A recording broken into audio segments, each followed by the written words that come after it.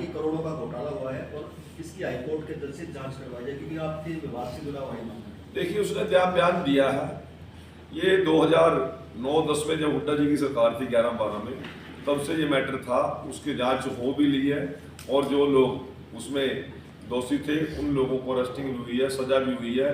और गड़े मुर्दे ये लोग खड़ने के लिए लगे हुए हैं। काम तो कांग्रेस के पास है नहीं, या तो हुड्डा उनको गाड़ी देगा या हुड्डा को वो गाड़ी देंगे। थोड़ा बहुत बचेगा तो टाइम कभी मुख्यमंत्री जी के ऊपर रोक लगाएंगे, कभी घोटालों की बात करेंगे। जिनके खुद अपने गिरवान गले गले तक डूबे पड़े हैं दलदल में और भ्रष्टाचारों में, इनके नेता सभी लिपटे पड़े हैं, वो बात कर ले कभी। अब कोई और मुद्दा नहीं मिलेगा, फिर कभी किसान की बात करेंगे, कभी कर्मचारी की बात करेंगे, व्यापारी की बात। विपक्ष करता क्या, यही करता है। कोई हमारी तारीफ करने के लिए विपक्ष बड़ा नहीं है, ना कोई हमारी बिडाई गाएंगे वो। और इस बात सुनने के लिए भी हम भी तैयार हैं। मुख्यमंत्री जी ने हम सभी को, मंत्रिमंडल के साथियों को भी और विधायकों को भी इस प्रकार का टारगेट दिया है अपने अपने क्षेत्र के डेवलपमेंट का। पैसा हमने चुनाव से पहले हर गांव में भेजा था, उसके साथ नगर पालिकाओं में भेजा था। और जो जो पाइपलाइन में काम है उन सब की सूची हमारे मुख्यमंत्री जी ने कर दी। और डिपार्टमेंट वाइज भी हम एक टारगेट लेके चले हैं। और जब सभी लोगों को टारगेट दिया है तो उसमें कृष्ण बिंदी को भी टारगेट मिली है। तो हम भी अपने डिपार्टमेंट की अब जाके, कल मैं जा रहा हूँ, अभी तो त्यौहार था, सभी लोग इधर उधर से, कुछ धन्यवादी दौरे चल रहे हैं, कुछ सभी कार्यकर्ताओं का जनसंपर्क अभियान भी चल रहा है, सस्ता भी चल रही है।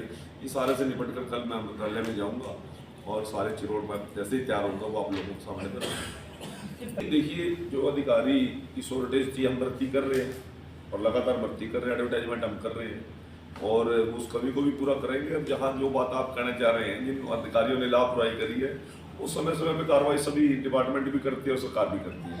और ऐसा कोई पैमाना तय करके तो ये काम तय नहीं किया जाता। अब यदि कोई अधिकारियों पे सख्ती करते हैं तो फिर कुछ ना कुछ दूसरे मुद्दे उठते हैं जी। व्यापारियों को जानबूझ के टारगेट किया जा रहा है जी, व्यापारियों के कर्मचारियों से सरकार को काम नहीं लेना आता। ये सारी चीजें साइड बाई साइड चलती रहेंगी। परंतु नायब सैनी जी ने एक जो दृढ़ निश्चय की बात है, उनका सौम्य चेहरा आपने देखा, उनका हंसता हुआ चेहरा देखा, परंतु उनका जो दृढ़ निश्चय है वो भी जरा नोट कर लीजिए। उन्होंने कहा था कि शपथ बाद में लूंगा, 24,000 घरों में पहले दीवा जलाऊंगा, बुझला दिया।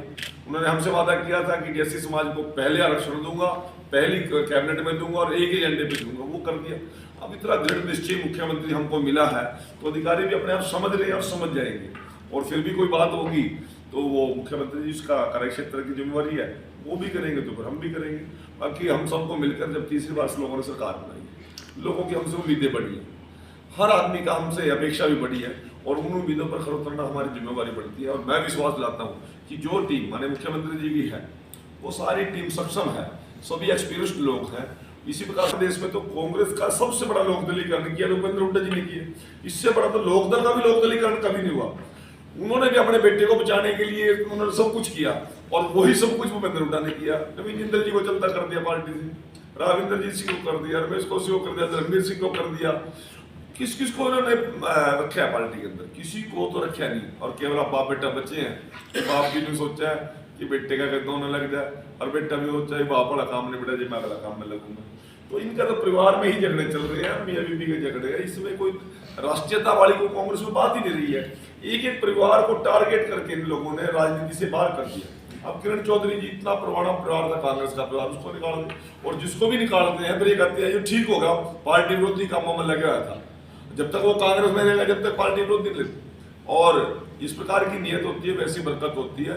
जब आदमी अपने पेट से बाहर नहीं सोचता तो फिर रिजल्ट भी उसी प्रकार से आते हैं। हरियाणा प्रदेश की जनता ने कांग्रेस को उसका आईना दिखाने का काम कर दिया। सर, जिस तरह से